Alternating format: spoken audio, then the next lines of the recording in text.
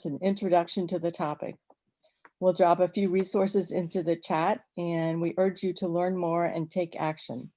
One important thing you can do is follow any related legislation at the state level and urge your lawmakers to support criminal justice reform laws, particularly those related to women and girls. Bills are being filed now and through the beginning of the 2021 General Assembly session, which starts on January 13th. You can find and track bills through the Virginia Legislative Information System, commonly referred to as the LIS.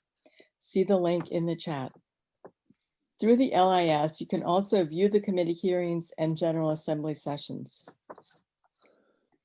In the next few weeks, Virginia Now is convening meetings to prioritize legislation for Now members to support during the 2021 session. If you're interested in joining this short-term committee, please contact Marge Signer, Virginia Now's Legislative Vice President, whose email we'll put in the chat. And now, on to our program. Tonight, we're fortunate to have two attorneys from the Legal Aid Justice Center as our speakers. Shannon Ellis works on civil rights and racial justice and just children programs. Shannon earned her bachelor's degree and law degree from the University of Virginia and joined the Legal Aid Justice Center in January 2017. In November 2017, she received the Powell Fellowship in Legal Services for a project designed to provide civil advocacy on behalf of vulnerable court-involved or incarcerated individuals. Before joining the Legal Aid Justice Center, Shannon practiced family law in Charlottesville and provided pro bono representation for the Legal Aid Justice Center's Special Immigrant Juvenile Project. And also with us tonight is Ashley R. Moore. She works on the Youth Justice Program. Ashley earned dual bachelor's degrees from the University of Maryland and a law degree from Harvard, where she served as law clerk at the National Center for Youth Law and as a student attorney with the Harvard Legal Aid Bureau, working on family law matters. Ashley just joined the Legal Aid Justice Center in October. Previously, she worked in Washington, D.C. as a staff attorney at the Legal Aid Society, focused on public benefits, and as a senior policy associate staff attorney at the Children's Defense Fund, where youth justice and education policy matters at the intersection of race and class was a focus. And earlier, she served as a litigation associate at Fried-Frank. Ashley also held a clerkship with then Chief Judge Gregory M. Sleet at the U.S. District Court for the District of Delaware. Welcome you both, Shannon and Ashley, and we'll let Ashley take it away.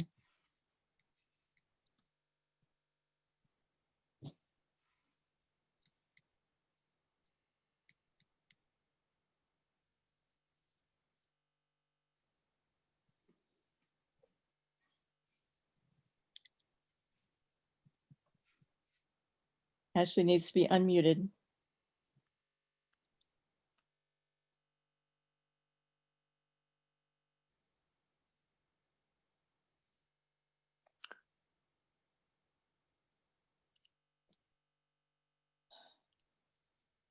All right, can everyone hear me now? Yes. Wonderful. Thank you so much for unmuting me, and thank you for allowing us to speak tonight. We appreciate the welcome, so thank you so much, Charlotte, for the warm introduction and for the opportunity to speak tonight. We really appreciate this opportunity with the National Organization of Women now to share with you about girls of color who are involved in the justice system, as well as women. I just wanted to start off by saying that NOW's resolution on the over-criminalization of young women and girls of color is powerful. It aptly highlights racial and gender injustices due to systemic racism and policies and individual bias, intentional and or implicit, and practices that lead to the over-policing and criminalization of girls and women of color at home, school, work, and in the community. Black and brown girls are too often treated unfairly and punitively, beginning at early ages, and the injustices can continue throughout their lives, especially if they become system involved. In our presentation today, I will begin by speaking about issues faced by girls of color primarily in the education, child welfare, and juvenile justice systems. Then my colleague Shannon will continue to discuss issues faced by incarcerated women.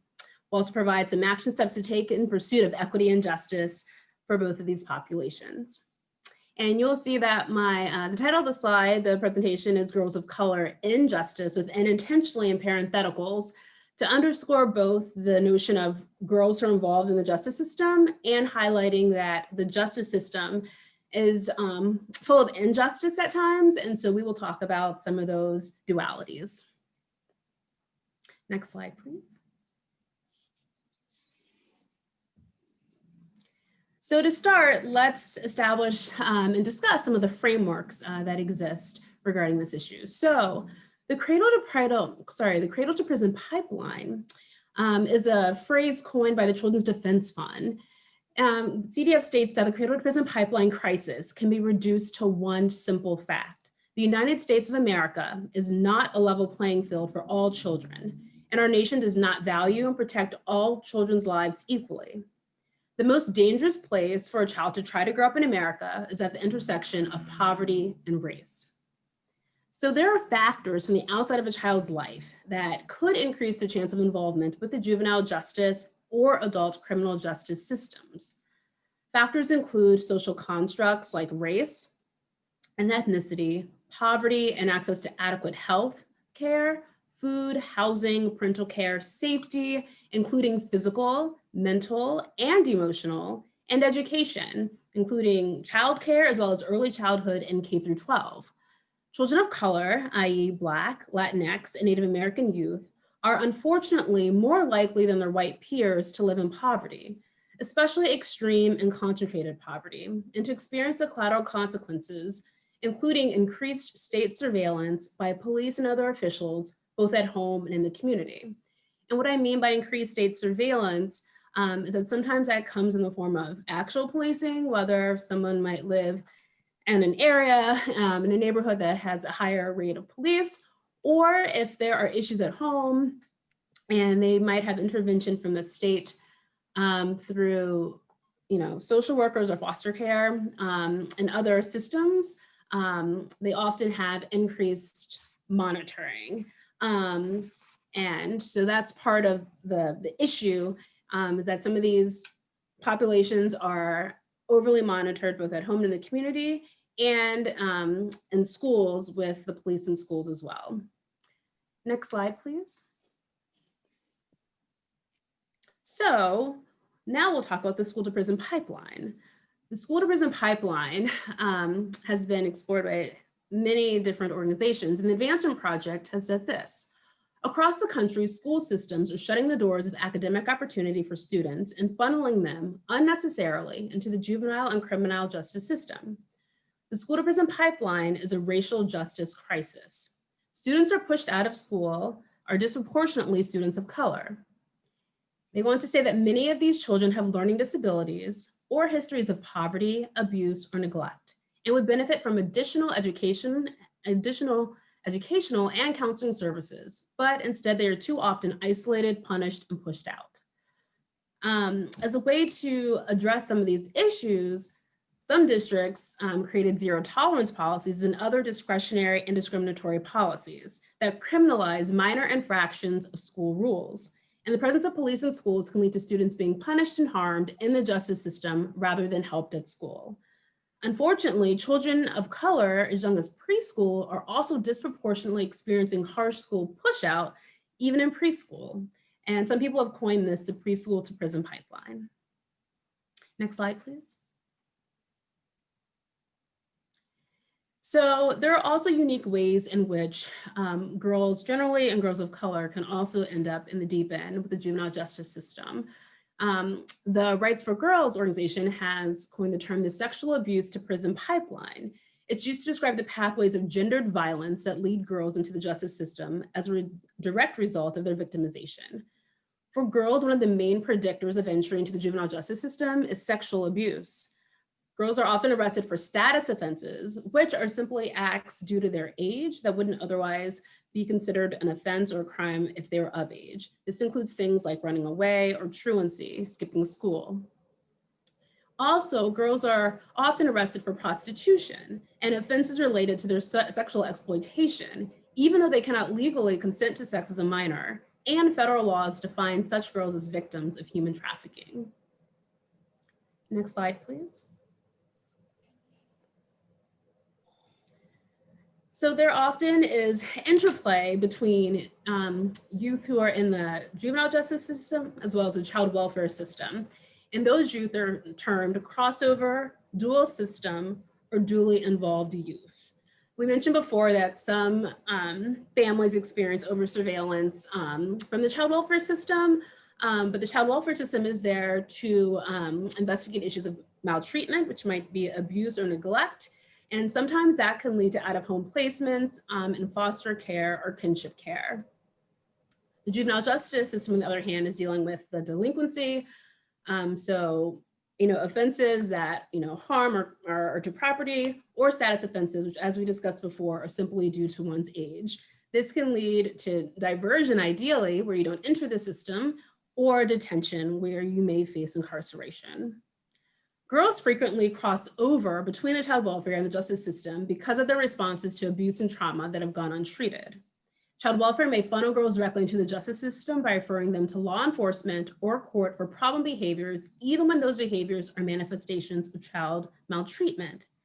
For example, if a child is growing up in a difficult circumstance where it's tough at home, especially if they've faced any sort of sexual abuse, then they're clearly in pain and hurting. Some people might self-medicate by using drugs, for example. But then if they get caught using drugs, then that will also cause additional problems. So that's just one example. And crossover youth often struggle with mental health problems as well. And as we mentioned, the drug abuse, and they can also deal with unemployment, homelessness, and recidivism as they get older. Compared to youth who are only involved in one system, this population experiences higher rates of criminal justice involvement and public support services as adults. Next slide, please. So, adverse childhood experiences. I'm not sure how many of you have heard of ACEs, but ACEs recognize and quantify the short-term and long-term effects of hardships on children who experience abuse, be it physical, verbal, or sexual, or neglect, be it physical or emotional, who witness violence at home or in the community, who grow up in households with substance abuse or mental health conditions or instability from parental separation or abandonment or familial incarceration, be that a caregiver or a sibling. The emotional and physical trauma of these different issues can manifest in disturbing and disruptive ways throughout childhood and adulthood. So the CDC has explained that toxic stress from ACEs can change brain development in children and affect such things as attention, decision-making, learning, and response to stress. And they may have difficulty forming healthy and stable relationships. Children growing up with toxic stress may have difficulty forming healthy and stable relationships, and they may have unstable work histories as adults, struggle with finances, jobs, and depression throughout life. These effects can also be passed on to their children. Some children may face further exposure to toxic stress from historical and ongoing traumas due to systemic racism or the impacts of poverty resulting from limited educational and economic opportunities. Thus, prevention is paramount and timely intervention is imperative, including two-generation approaches such as home visiting programs. So home visiting programs are opportunities for families with young children to have outside help, which will come and help the caregiver, including moms who might be experiencing depression or other effects from giving birth or otherwise just need support. It can have help learning strategies on how to best care for their child. As we see from ACEs, some of the issues that children can face can be exacerbated as they get older and then can impact them in other spaces like at school or in the community, and also can then affect their future families if not dealt with effectively. Next slide, please. So now we're going to provide a statistical snapshot of some key indicators. So we talked about the different pipelines, the cradle-to-prison pipeline, the school-to-prison pipeline, the sexual abuse to prison pipeline, and the different factors that are at play to all of those. So what does that look like here in Virginia? So on the front end, with regard to economics and education, in Virginia, 32% of all children live below 200% of the poverty line. That data is based on 218 federal poverty law level, for a family of four, which is $25,000 essentially. And so for 200% of the federal poverty line level, you double it. And so it's essentially $51,400 for a family of four is considered the poverty line. And if you're below that, then you are considered economically disadvantaged. In Virginia, although white children numerically make up the largest number of economically disadvantaged children, Black and Latinx children are disproportionately poor and more likely to grow up in poverty. So there's a greater proportion of children of color whose families are poor. And regionally, 7% of Virginia's economically disadvantaged children live in the central region. So that's a total of 45,808 children, or in terms of visual, 916 school buses full of kids. And yeah, so we can go to the next slide. So locally in Charlottesville, where you all are, and I bring you greetings from DC, but in Charlottesville, there are different economic indicators as well. So in terms of well-being, economically, 41% of Charlottesville's children live in poverty. That's 2,917 children. In terms of health, there are 291 low-income children who do not have health insurance, which is a huge barrier if they need to get health care, which is essential during childhood. And 79% have prenatal care beginning in the first trimester, and the other portion do not, which also is harmful and adds to the cradle-to-prison pipeline, because what happens prenatally also impacts the child once they're here. And in terms of education, 86% of kindergartners pass the PALS-K exam, which is the fall kindergarten readiness exam, which is actually a pretty high percentage. However, later on, for third grade, 93% of the children who are not economically disadvantaged pass that third grade exam, whereas only 52% of children who are economically disadvantaged pass that same third grade exam. This is a critical point, especially educationally, because until third grade, a child is learning to read, and then essentially from third grade on, a child is reading to learn. So if a child cannot read on grade level at that point, then the academic achievement gaps could continue to widen. It's just like this must be fixed to keep all kids on track to graduation, because otherwise, if a kid is struggling and they don't get the help that they need, they're going to be less engaged in class, more likely to act out, more likely to get in trouble, and possibly referred to the juvenile justice system or otherwise drop out. In terms of safety, 8.6 per 1,000 children enter foster care from Charlottesville. When looking at the other cities in the central region, this is actually the highest rate. As discussed with crossover youth, without the proper intervention and support, these children could have a chance of entering the juvenile justice system and get caught up in the different issues that stem from that. So that's also something important to note. Next slide, please. And just a few stats from Charlottesville City Public Schools to add context. For student enrollment, there were 4,307 students as of October 2019 data. 41.7% were white, 30.8% were Black, 12.6% were Latinx, 6.2% Asian or Pacific Islander or Hawaii, and 8.8% were 2+ or other races. So it's pretty diverse. And economically disadvantaged students are 44% of the population.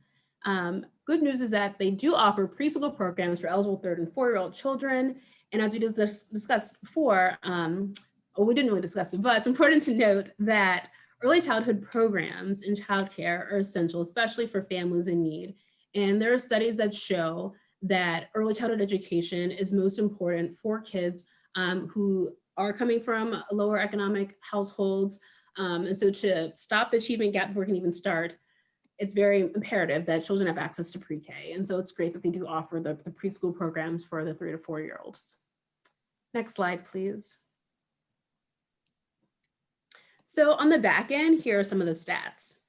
Nationally, in terms of youth arrest of 0 to 17-year-olds, Overall, the youth arrests are continuing to decline, which is great. In 2019, though, there were still approximately 696,620 youth under the age of 18 who were arrested, and that is not great.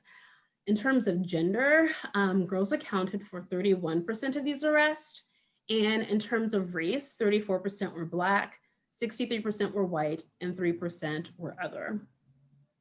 Next slide, please. So once a child is arrested, then there's a determination, do you release them, do you detain them? And of those who are arrested, 43,580 youth experienced residential placements. So they were detained or incarcerated. 15% of those youth are girls.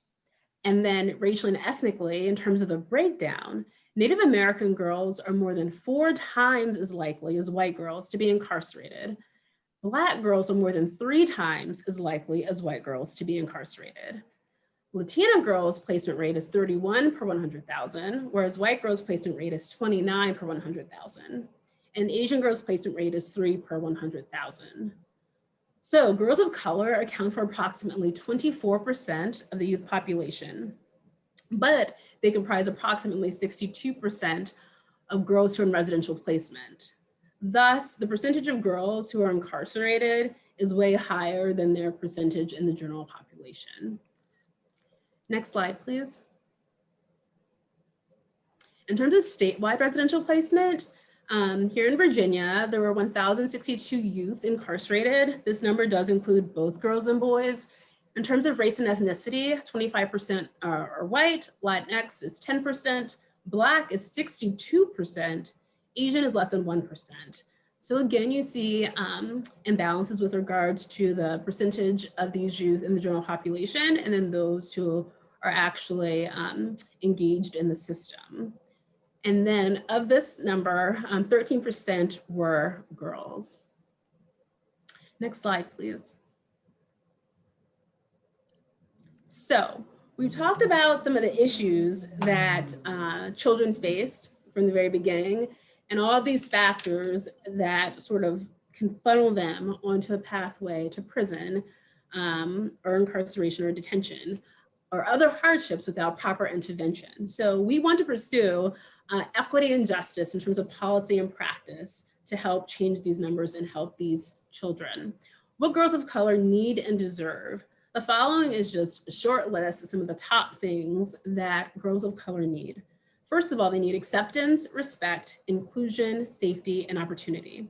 Too often, young girls are viewed as either attitudinal or they're aggressive or they're just otherwise not understood. There actually was a study put out by Georgetown that showed that girls of color, in particular Black girls, are often adultified. So there's this adultification of Black girls where they are seen as in need of less nurture, less caring, and other attributes that don't lend people to want to support them.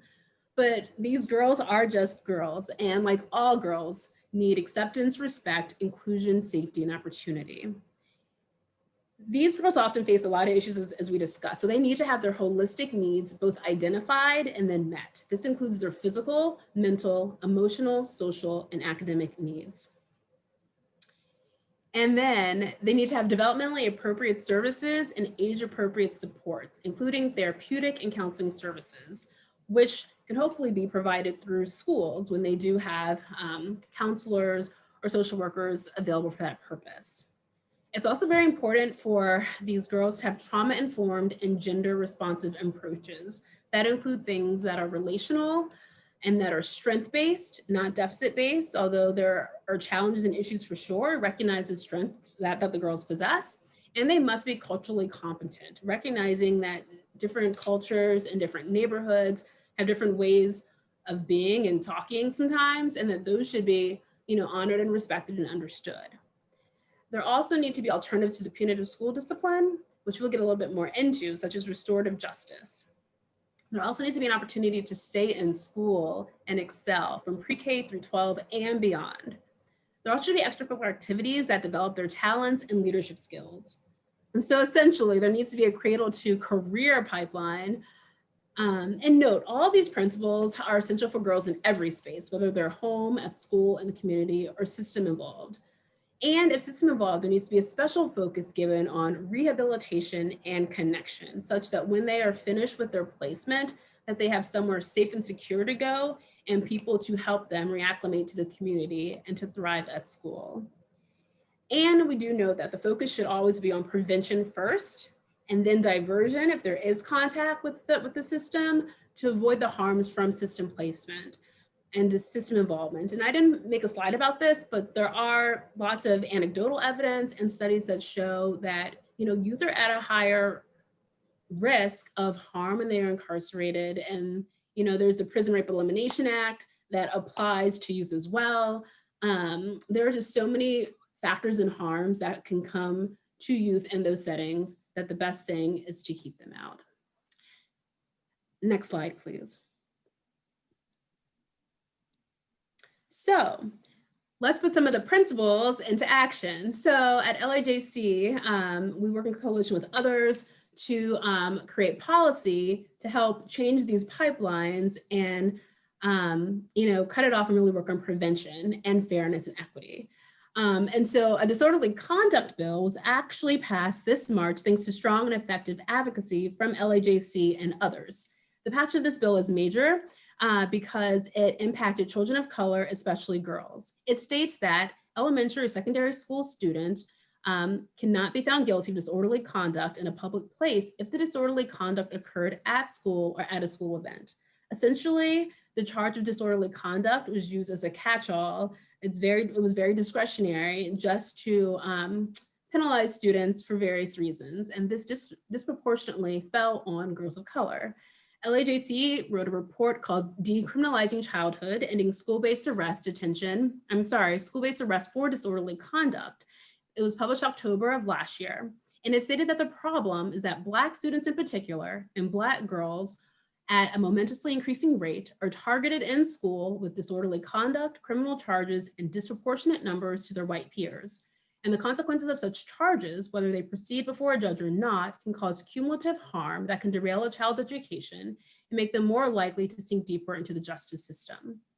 The solution was to repeal that provision and stop criminalizing childhood behavior and unnecessarily pushing youth into the criminal legal system. So thankfully that passed. So that is a major win. There also was a school principals bill that passed. It eliminates the requirement that school principals must report to law enforcement certain acts that may constitute a misdemeanor.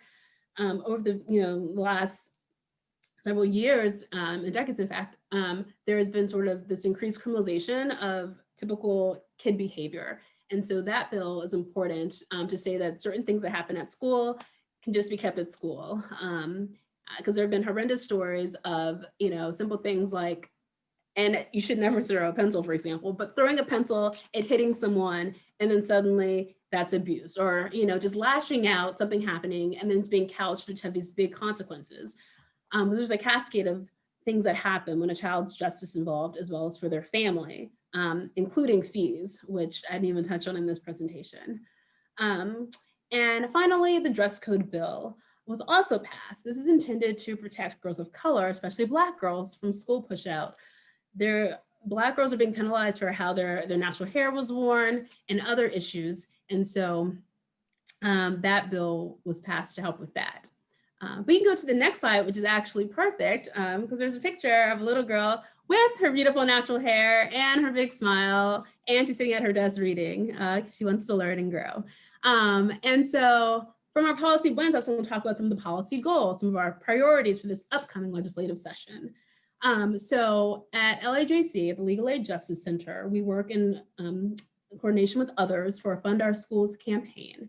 And the Fund Our Schools priorities include the following: fully funding the School Equity and Staffing Act, which is the bill that will help to fund the standards of quality, the SOQs, that must occur in school, which will help kids in terms of having counselors and other important aspects. And then there are several provisions here, several goals that are focusing on the fact that we are in a pandemic right now and that kids have not been in school. So they want to delay student enrollment loss, which is something sort of technical. They want to maintain funding for schools amid the sales tax losses, again, due to the pandemic. They want to expand broadband access for students, which is huge right now since most kids are virtually learning. And so you need access to a device, you need access to the internet. They also want to maximize federal funding for schools and also to tap the reserves to fund our schools. So essentially the state sort of has pots of money that are considered like rainy day funds or reserve funds. And given the pandemic, like now is the time to tap those funds to help these students in need. Next slide, please. So I know you want to learn more and take action. So here are some ways in which you all can learn more and take action. For learn more, I say dream big. I know you guys are dreaming big. Like I said, I thought that your resolution was like phenomenal, and I'm so excited that you all are involved in this issue. You can follow advocates like the Legal Aid Justice Center on Twitter, or check out our website. Fund Our Schools has its own separate website and Twitter handle. Rights for Girls is phenomenal, especially if you're interested sort of in the sexual abuse and the prostitution piece. And Rise for Youth is also one that's very important and has a youth-led voice and really working to dismantle the youth prison system. And if you want to learn more too, you can read some very powerful materials. There's a report called Gender and Justice, System Level Juvenile Justice Reforms for Girls report, and also some powerful graphics to sort of walk you through the process that a girl will go through from the moment of sort of connection with the officer through the detention process. And then LAJC has a couple reports up there, and also what I mentioned regarding the adultification of girls. It's called Girlhood Interrupted, and it's a powerful piece that you can also find online. And then when you're ready, you can also advocate. There is strength in number. We welcome you to support us with our Fund Our Schools campaign in whatever way is best for you. We also encourage you to support youth-led initiatives. Youth have a very powerful voice. They know what they need and they can lead the way. So hopefully there's a way that you can connect to youth-led initiatives, including through Rise for Youth, and to help support local school-based services and community programs for children and their caregivers in your own neighborhoods and communities. And finally, to partner. There's so much research that talks about the power of one caring adult, and I'm sure that we can all agree from our own lives the power of that person who's in your corner. And so you can consider volunteering as a mentor or tutor, working one-on-one with the student. I know that it's tough right now during the age of COVID, but prayerfully this will end soon and we'll be back to a different normal. And until then, even things like this through Zoom, you could still work with a child. And so that's also a good way. And you'll definitely impact her life and future generations for sure. Because like I said, a lot of these issues can be intergenerational if not properly addressed. And so we really want to stress the importance of helping children and their families. And changing it for the present and the future generations. Last slide, please. And so Act Now, I love your acronyms, for girls of color and our families, communities, and nation. Thank you for allowing me to speak with you. If you have any questions, I can be reached at ashley@justiceforall.org. And I also want to say that I ended intentionally with just a powerful picture of girls who are detained, yet they are full of energy and zest. And this actually is from the Girls Justice Day. Last month was Youth Justice Month. Sorry, actually no, October was Youth Justice Month. And so Girls Justice Day was a part of that. So Rights for Girls created some pictures, and that's just powerful. And so please know that even though girls of color face a lot of hardships, girls of color also have a lot of strength, and that when given the right opportunity, resources, and supports, they can thrive. So thank you again. And now Shannon will talk about women who are involved in the system. Thank you. Great, thank you. I'd like to remind people, if you want to ask questions after Shannon speaks, of either Ashley or Shannon, you can put your questions in the chat and we'll have a Q&A afterward. All right, Shannon. Hi, thank you.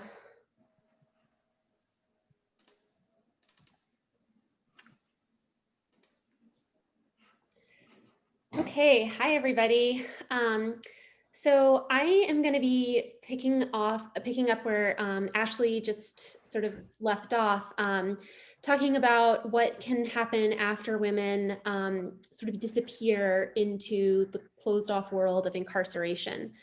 And so when talking with a Charlottesville area audience, I always like to start by asking how many people here know that both of Virginia's 2 women's prisons, and thus the vast majority of female prisoners in Virginia, are located within a 45-minute drive from Charlottesville. And I see some raised hands from people who have done volunteer work at those prisons, and I'm so grateful for y'all. But yeah, we actually live very close to where the vast majority of our state prisoners are housed. And through my work with a class action healthcare lawsuit against one of those, the Fluvanna Correctional Facility for Women, I've conducted hundreds of interviews with incarcerated women over the last 5 years. And I'd like to use my time tonight to share with you about some of the injustices and challenges and suffering that these individuals endure on a human level, but also to situate that within a context of systemic injustice and suggest some ways that you can be part of improving that. So next slide, please. So I'm sure it's not news to anyone that the United States is a world leader. I guess that's not like a great word to use, but in terms of incarcerating its own people. As you can see in the slide, as of this year, the American criminal justice system holds almost 2.3 million people between state and federal prisons, juvenile and immigrant detention facilities, and other carceral institutions. And I think it's really important to note at the outset here that, we hear that number sometimes, that the United States incarcerates over 2 million people, or the incarceration rates, but those numbers don't even come close to capturing the true impact and the true number of people harmed. And so if you look at this next slide, you can see that incarceration has hugely negative effects that follow a person throughout his or her life and deeply affect their families. And this estimates the number of people that are actually impacted by that already large 2.3 million number. And as we've already heard from Ashley's presentation, and as I think we're all aware, that harm is not born evenly. Non-white people, especially Black people, are vastly disproportionately harmed. And you can see in this next slide some of those disparities. So the national stats are bad, but unfortunately Virginia's are actually even worse. So if you look just at Virginia, next slide please, you can see that our incarceration rate is actually higher than the national average. And on the next slide, you can see that our racial disparities are similarly bad. So I think that something that it's important to point out when we talk about mass incarceration is that what drives these overwhelming numbers of people who are incarcerated is not federal crime and federal law, even though we hear a lot about federal drug law. It's actually state policy and state law that drives up these numbers. So next slide, please. States are overwhelmingly the bodies that decide who to lock up, for what crimes, and for how long. And as you can see from this graph, over the last 30 years, states have been deciding to lock up more and more people for longer and longer. And southern states, unfortunately, are leading the trend. Next slide. You can see these are regional incarceration rates. And there's the South way up at the top.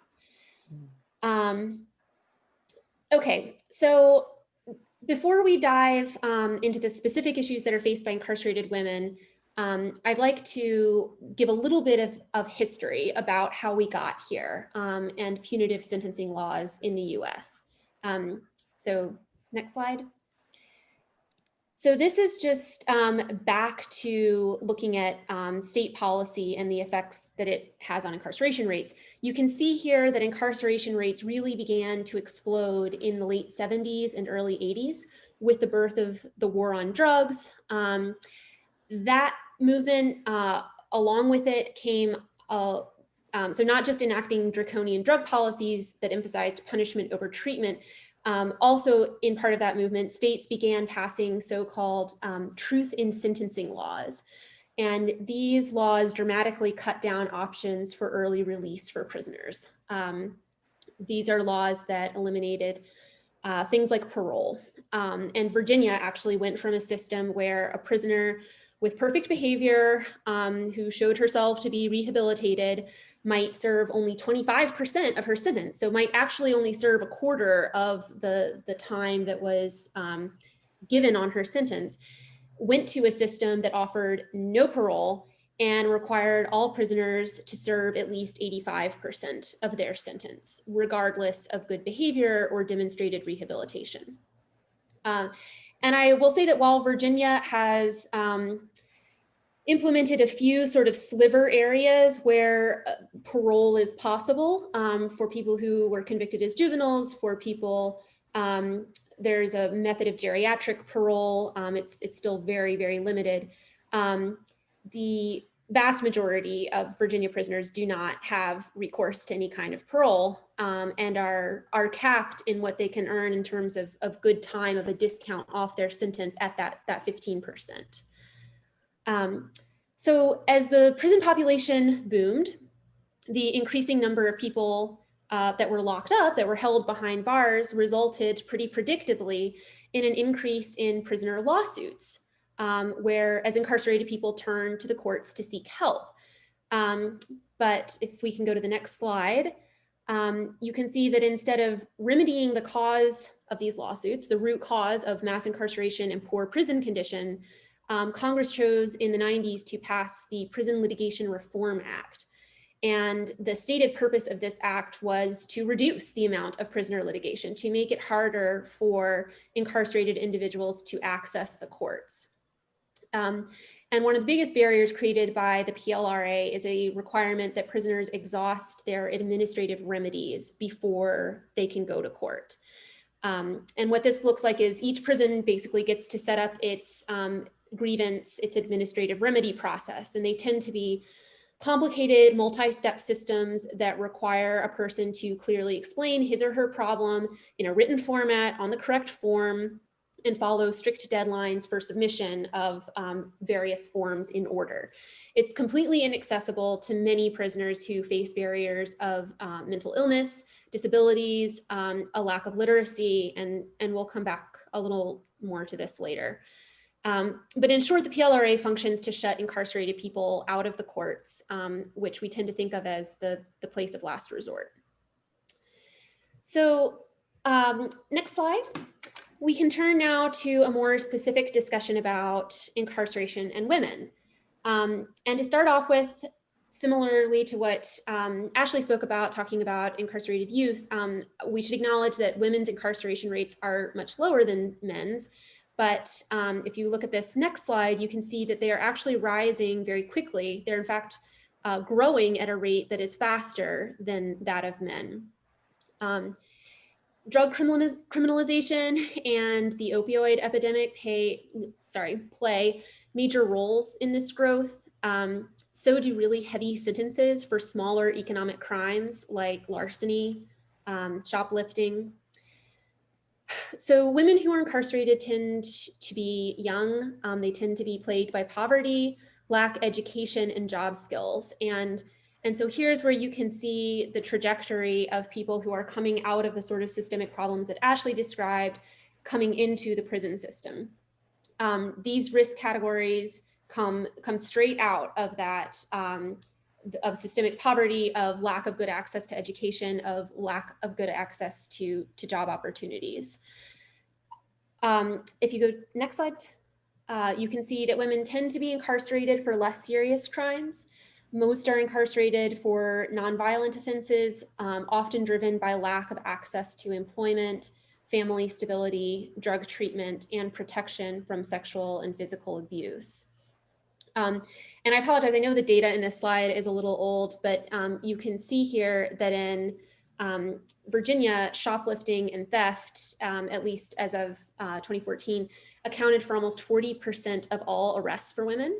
And if you add in drug offenses, it's approaching 60. So these are really major drivers of women's incarceration.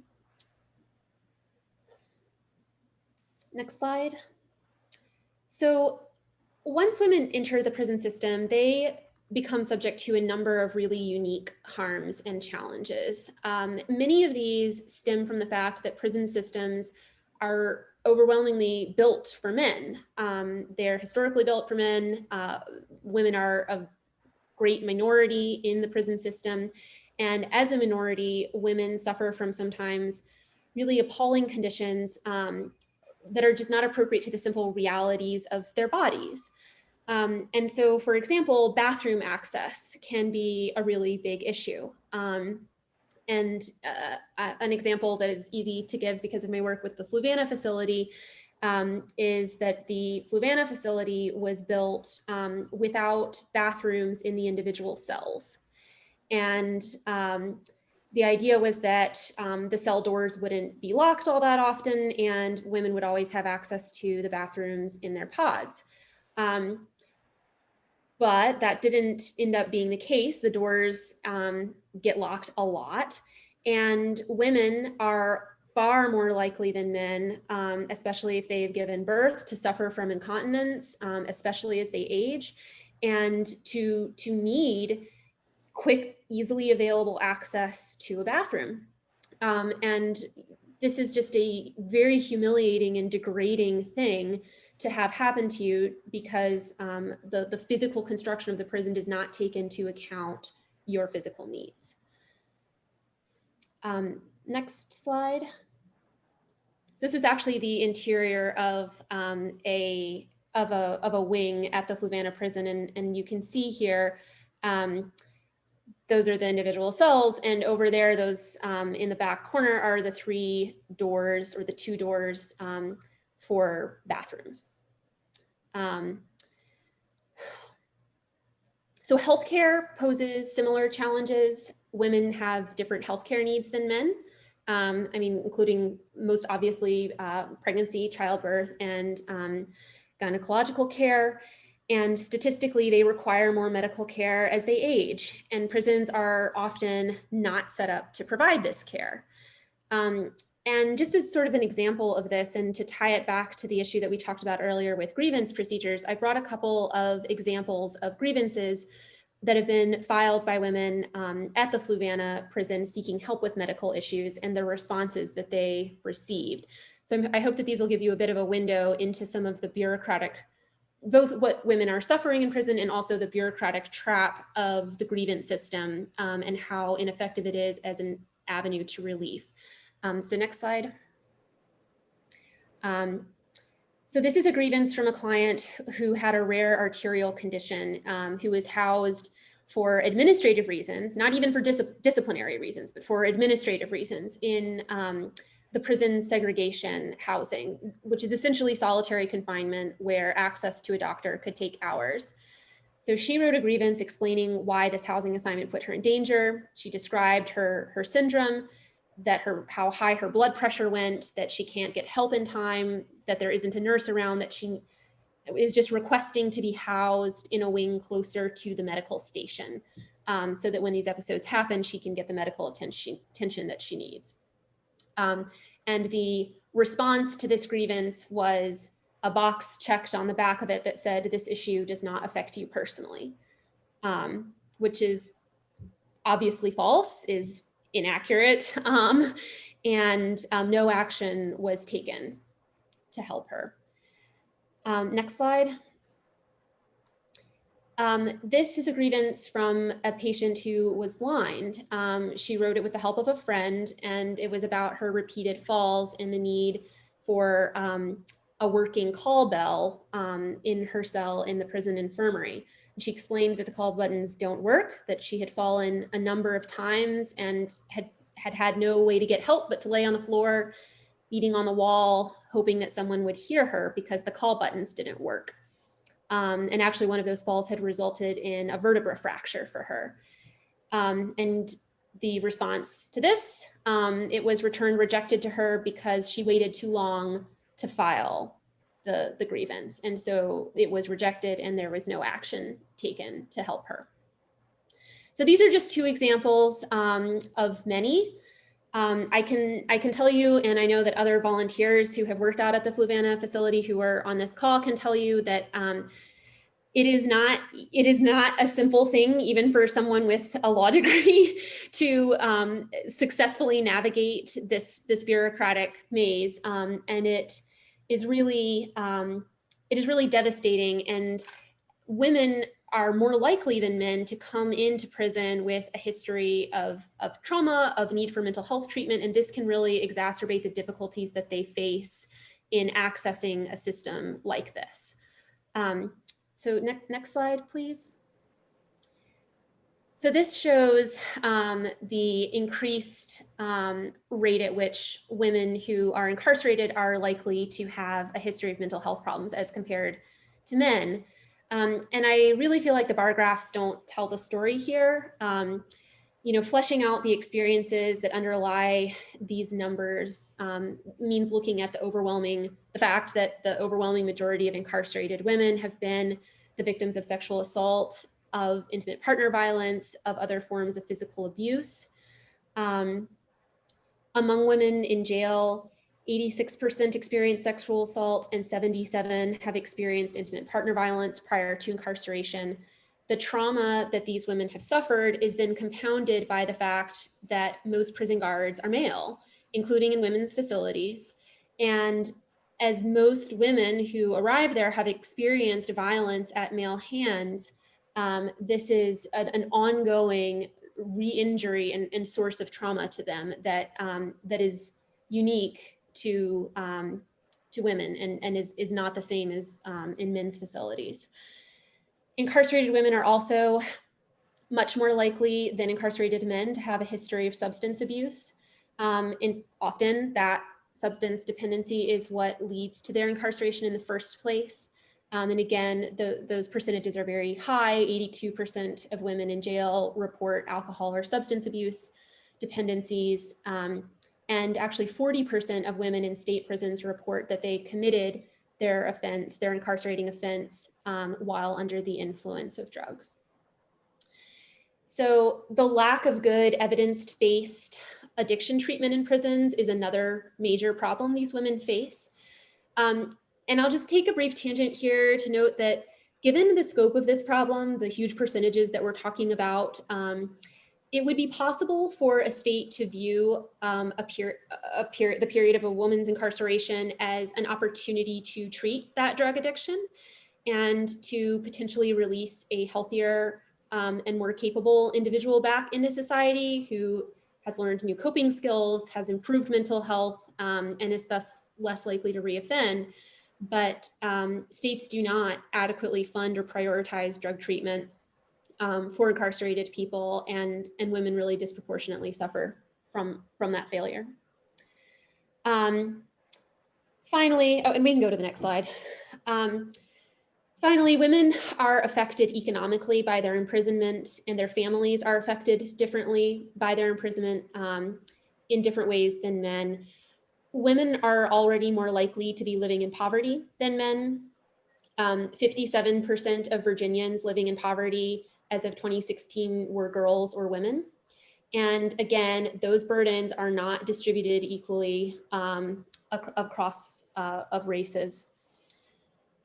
While the female relatives of incarcerated men often serve as a source of family support and funds to the incarcerated male person, women who are incarcerated are less likely to get that support from their male partners on the outside, and are a lot more likely to experience isolation from their families during their incarceration.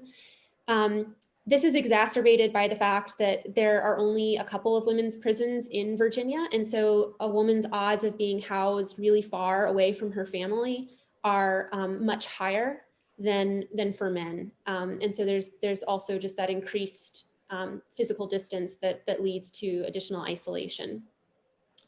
And that isolation is really especially heartbreaking when you consider that more than half of all women in US prisons and more than 80% of those in jails are mothers. And most incarcerated women were actually the sole or primary caregiver to young children before their incarceration. And so if you think back to those those bar graphs that I highlighted at the beginning of this talk that show the increasing impact that a single person's incarceration has, those family members and those young children are a big part of that. Next slide.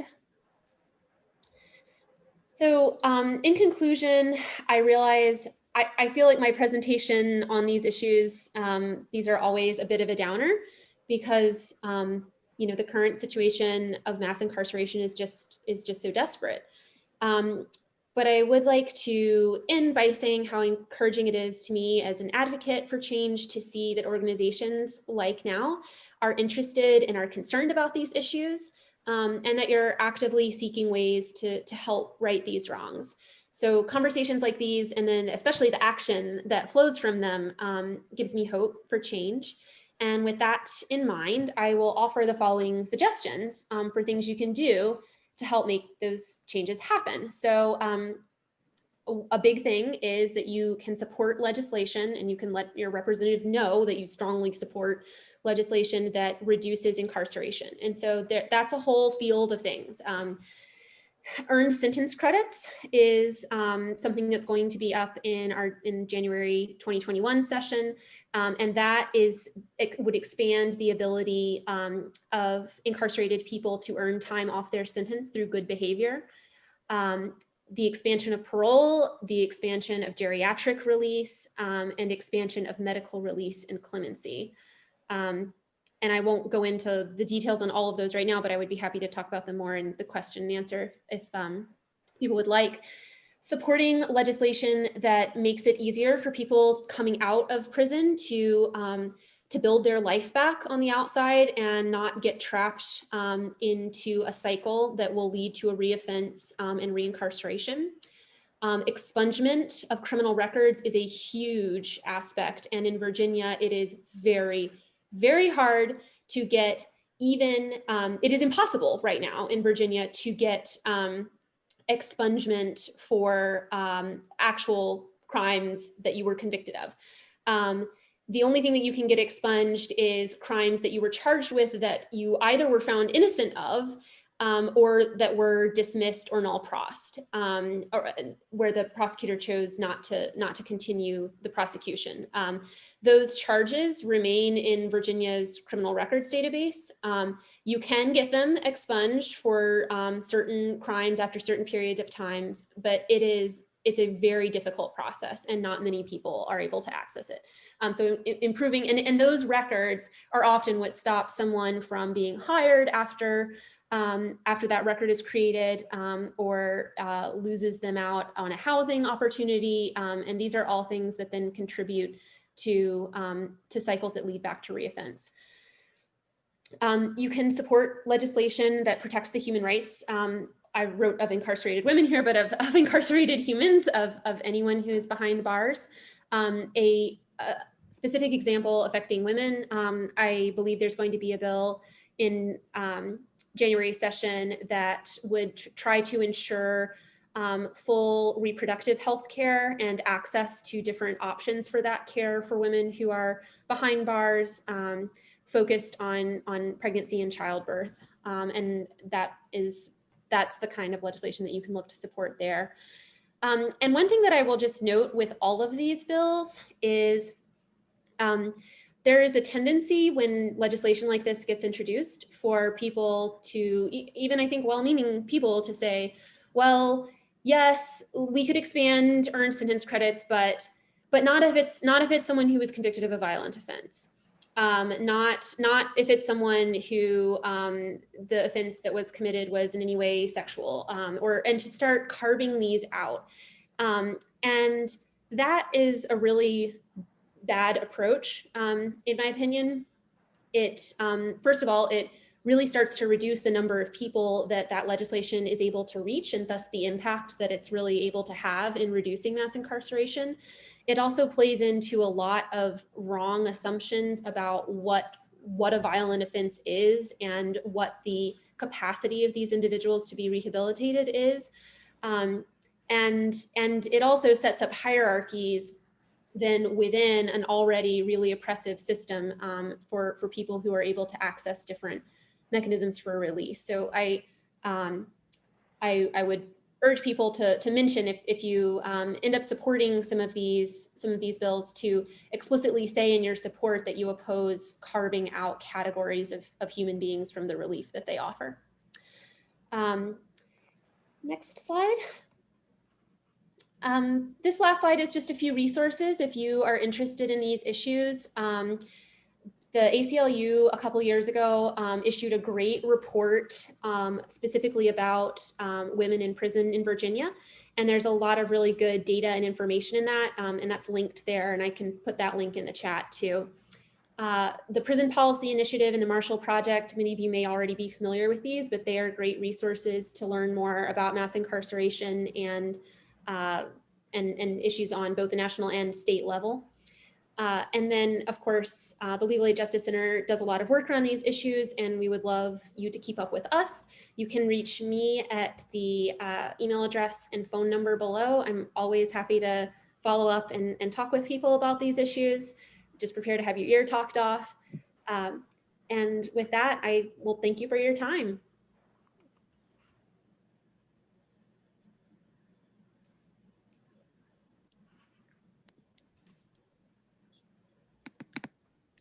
Great, thank you. That was wonderful, Shannon and Ashley.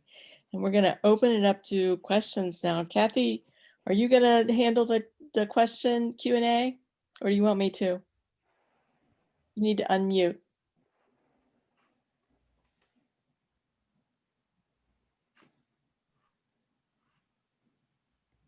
Doug, can you unmute Kathy?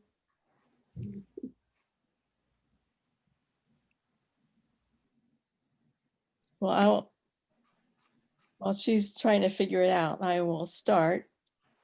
There she is. No. I saw a question early on about the statistics that you gave, Ashley. Were those just specifically from the city of Charlottesville, or did that include Albemarle County? The ones that I gave were just the city of Charlottesville, to my knowledge. Voices for Virginia's Children has a fact sheet broken out by like region, and then stats for different cities within. And then the city of Charlottesville public schools data came from their particular website. Okay.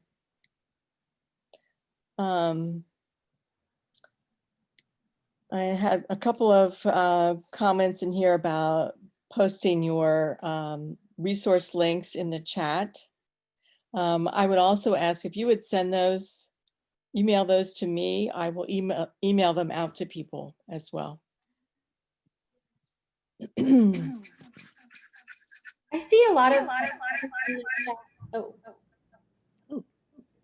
bad echo there. That's Shannon.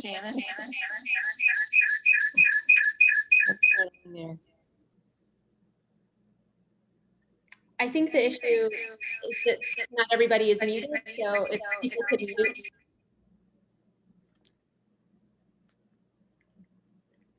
I'm not sure if I'm, okay, there we go. I think that solved it. I see a lot of questions in the chat about private prisons. Can I say something? Yes, thank you.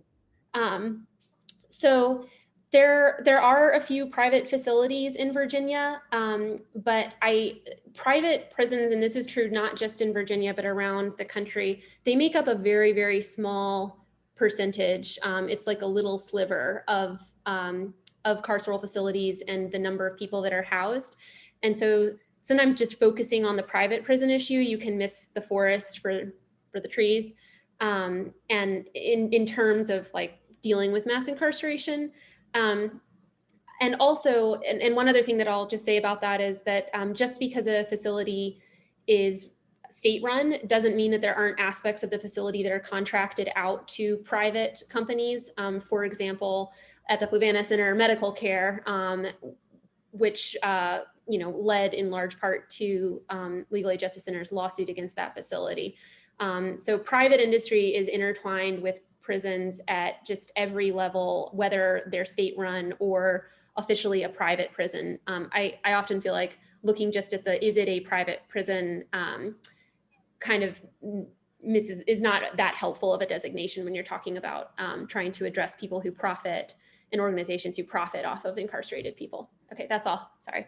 I have a question about specifically the Fluvanna prison and others. Are they being the inmates being prioritized for the COVID vaccine? So Virginia has listed out tiers of people to receive the COVID vaccine. Prisons are not in the first tier, but they are in the second tier. Virginia's guidance as issued so far doesn't distinguish between incarcerated people and staff, and it's not really clear what that designation is intended to cover. But that's actually something that we're looking into and working on. Like I was working on that today. So I may have more information on that later. There's a question about, are there bills being introduced to cover women's incarceration points? I'm not sure I understand the question.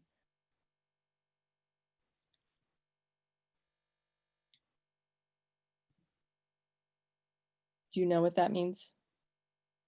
Shannon? No, I'm not familiar with incarceration points, no.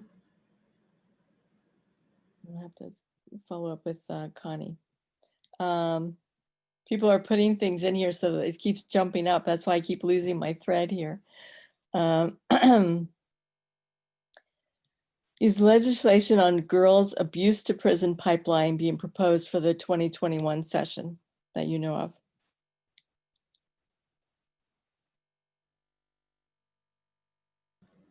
Shannon? I will bump that to Ashley. Or Ashley?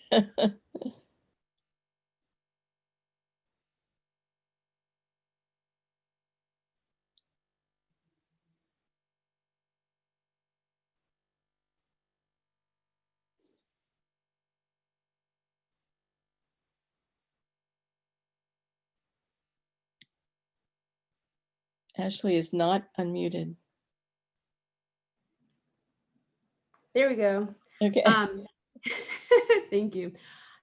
I am not aware right now of any legislation, not to say that it does not exist. I might not be aware of it, but offhand, I have not heard about it. I don't know if you have, Shannon, but offhand, I haven't at this time. Ashley, while you're speaking, are there any examples of school districts who are or have successfully reduced the rate of disciplinary action of girls of color? And if so, what are they doing that is working towards the cradle to career? Yeah, that's a great question. I have to admit that I'm not sure of that offhand, although I'm sure that many of my colleagues are, since I'm still new at LAJC. So I'm not sure of that question in particular. I do know since beginning at LAJC that districts are really tackling and grappling with the SRO issues, the notion of having police in schools. And we do know that with different policies in place, like the right MOU, and ultimately hopefully getting police out of schools, that will help. But I don't know the answer to that particular question, but Shannon actually may, but I'm happy to circle back about that. I can check with I did put in the resources at the beginning of the chat. I noted that there was an article in the Daily Progress recently about Albemarle schools getting some sort of award for their equity program, which included some action on reducing criminalization of students in school. So you might check that out and see what they're doing there. And I do know, thank you for sharing that. And I do know as a whole that it does seem that Virginia is on board with equity, and they have their big push, that Virginia is for learners and, equity for all. So I think it is great that people are starting to look more into that. And thank you for pointing out that article. So now that the Democrats have gotten control of the General Assembly, are there any improvements in the prisons? Have you seen any improvements, Shannon? Improvements in the prisons? In the prisons with the Democrats in control. Well, I'm sure they've been in control long enough to affect much. Yeah, there was some good legislation that came out of the special session that I think, was sort of the kind of thing that I was talking about earlier, where it's like, it's a good idea, but it didn't go far enough.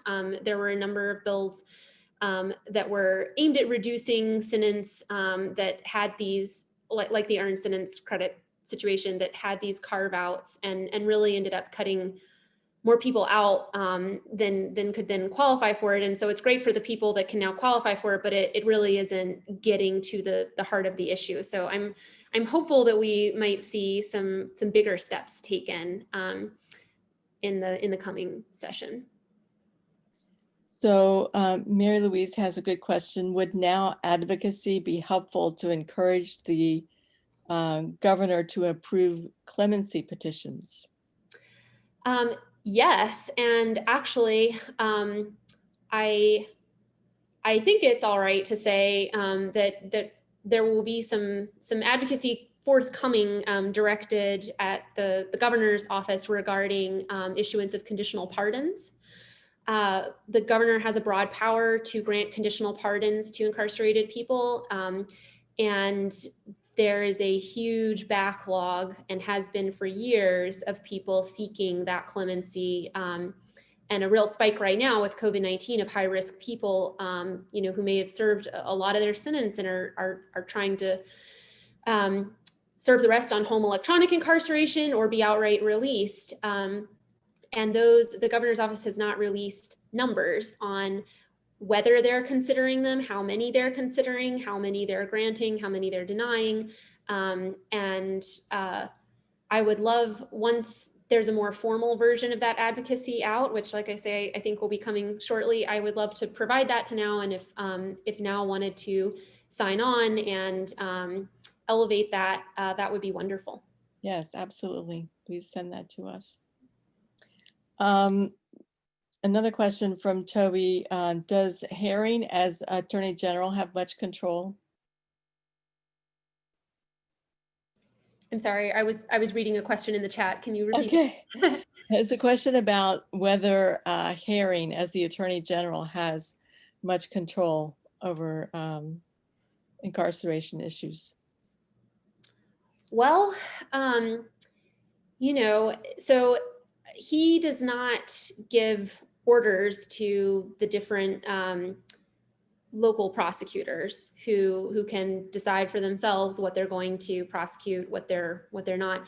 The Attorney General does have control to decide to do things like not fight well-founded lawsuits tooth and nail, and that certainly is within their purview to decide to settle and to actually remedy the problems that cause lawsuits, rather than go for a scorched earth opposition, which unfortunately has been the approach for a number of efforts.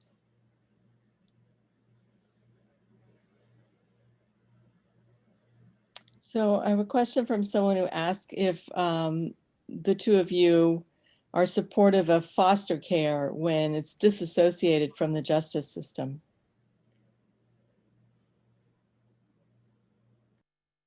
Ashley? So I always support foster care when it's not associated with the foster system. I'm sorry, when it's not associated with the justice system.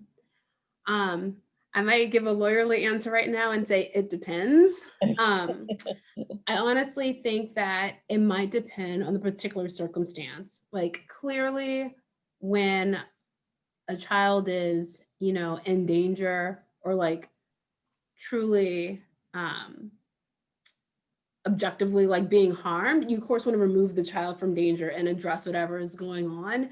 However, there are also instances when sometimes parents are penalized in its term neglect and issues that are rooted more in poverty and economics. And so it's like in those instances, definitely supportive of services to help that family.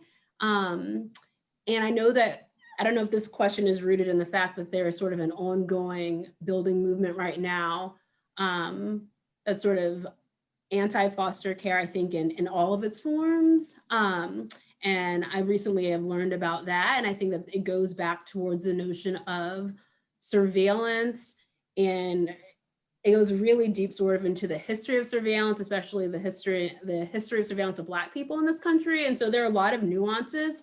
And so I think it does sort of depend on the circumstance, but we definitely are for the protection and safety of children, if that makes sense. And I'm happy to speak offline to further address it. Thank you. I don't know I if have a Shannon has question here any- from the legislative VP from Virginia now, Marge Signer, asking if you had your druthers, what legislation should we have on abuse to prison, especially as it impacts girls? And she notes we did get 2 bills last session on this.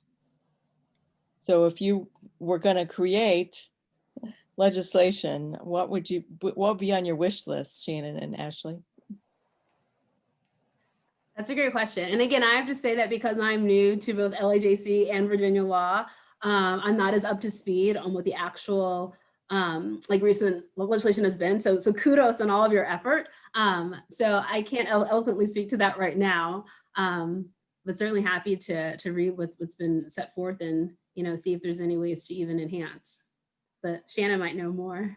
I'm sure there are many, many ways to enhance. I'm not sure what those 2 bills were. I was focused last session more on carceral stuff. But one thing that I would say that I think is along those lines, there are a lot of women and girls, I think this would include girls as well, who end up getting involved in the justice system for basically because of their own victimization. So fighting back in terms of domestic violence, girls who are charged with prostitution when they are being exploited. And so I think that one big place to look is at trying to make sure that laws aren't being enforced against victims. So that's one thing that springs to mind that I know is an issue. What about school resource officers? Should we try to eliminate or reduce them in addition to giving them more training? Yes. Because they're Yeah, basically you know, police in schools, right? I'm not an expert on school policing, but I can definitely say was part of the team that worked on the disorderly conduct repeal, and school resource officers are in the instances where they are solving problems. They're solving problems that could be prevented earlier in the pipeline with better staffing of counselors, better staffing of nurses. The implementation of restorative justice practices instead of punitive school push-out policies for children. And so, I have had conversations or have had relayed to me conversations with Charlottesville teachers who describe the school resource officers as serving to break up a fight that gets out of hand 2 or 3 times a year, and questioning why there is a single full-time paid employee in the school for that very minimal role that could be handled by people who are appropriately trained in how to intervene and restrain if a situation gets out of hand, and then collaboratively work through it. So I think there are many better places to put our resources than school resource officers. And I think, hopefully, I think there are schools that are taking a more critical look at their policing policies and their memorandums of understanding with local police departments after the events of this summer. And that's a positive thing. But we should not let the momentum on that pass. And are you aware of particular legislators who support prison reform that we could look to for support for more to move legislation forward? Yeah, I think that the best thing that I can provide you with that, instead of sort of listing people off of the top of my head here that are like generally on our side, would be once LAJC's legislative agenda is finalized and we know our bills have been filed and it's public who will be patroning them in each of the houses. I would love to provide that to y'all, and those would be good people then to reach out to and voice your support and partner with. And I see a question from Marge asking if there is going to be a bill introduced at some point that would reduce SROs. And what I would like to say to that is just stay tuned. And there's a question for Ashley. Is the Legal Aid Justice Center or the NAACP addressing the removal of police from public schools in the Virginia legislature? Right. So I typed an answer in there. To Shannon's point, I think that there may be some work on SROs, but I'm not aware of the sort of scope or the methods or timing at this time. Yeah, things are still very much in flux right now. Bills have not been filed yet. And so, behind the scenes scope and questions about exactly what's going to take priority are still getting ironed out. I see that there's a question about when will our legislative agenda be out. I think the safest answer that I can give is soon. Our legislative guru, Amy Woolard, would be the best person to answer that. But I think all I can say is it will be soon. It has to be soon. I think that's all the questions in the chat. Doug, can we just open it up to everyone if anyone has a question at this point? Can you unmute everybody? He's paying attention. Working on it. Okay. We can prepare for the echoes. Is that typically we do that and it doesn't echo, so I don't know what's going on. Everybody just cannot talk over each other. All right, everybody should be able to unmute themselves now. So I want to thank everybody for coming before we end here. And I want to thank especially Shannon Ellis and Ashley Moore for generously giving us your time tonight. We so appreciate it. Obviously, there's a lot to learn. There's a lot we don't know and a lot to learn. And we really appreciate you starting us on the journey. So I'm going to open it up now for a couple minutes if anybody has some questions. I have a question here from Toby. What is the state of results of Fluvanna lawsuit? It is the settlement agreement that was reached in that suit is ongoing. In 2018, we won an enforcement action alleging that the prison was violating that settlement agreement, like it's really its most key provisions. We won that. A federal judge ordered further relief, and we are, the prison is still bound by the settlement agreement, and we are still in a monitoring phase. That's been a little disrupted lately because our monitor resigned and we're getting a new one in place. And so we don't have as clear a view into what's going on at the prison right now as we would like. But as you may know, there is an active COVID outbreak right now at the prison. And we're trying as best we can to keep tabs on what's going on out there. Mm-hmm. Hi. Go ahead. Me, France. Yes. Okay. I got in late. Has it been recorded and will it be available anywhere else, especially all those charts with the information on it? It is being recorded and we can send it out to everybody who registered. All right, good. And I believe Shannon and Ashley, you said you could send me the slides afterward. Yeah, and please feel free to reach out to either me or Ashley at our email addresses. We're always happy to talk about these issues and field any follow-up questions that might occur to you later.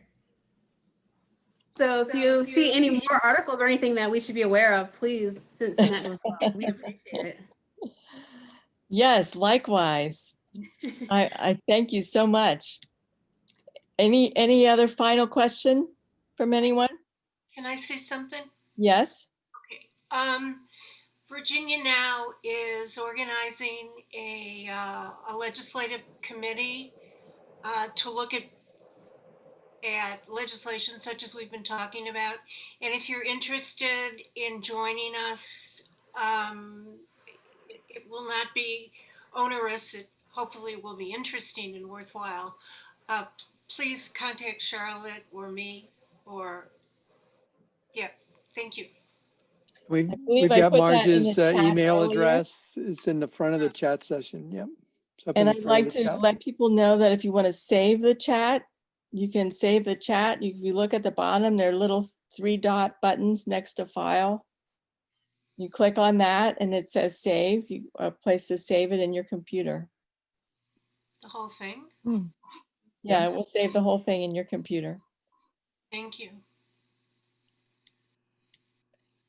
All right, I see Oh, we're yeah. at the Mars Room is a great novel. 8:30 hour. So again, I want to say thank you to Shannon and Ashley. It's been so great to work with you and I really appreciate you sharing your time. And I look Thank you so forward. much for the work you're doing to protect the women of Fluvanna and young folks as well. Thank you. Absolutely. Thank you all for having us. It's been a pleasure. Thank you all. Very good. Thank you. Thank you all for joining us and we'll see you next time. In January, we're going to have a meeting on reproductive rights with the Charlottesville Commonwealth's Attorney and Deputy Commonwealth's Attorney talking to us about what's happening at the Supreme Court. So stay tuned for that. And we'll see you all then and have a great holiday season and a happy new year. Good night, everyone.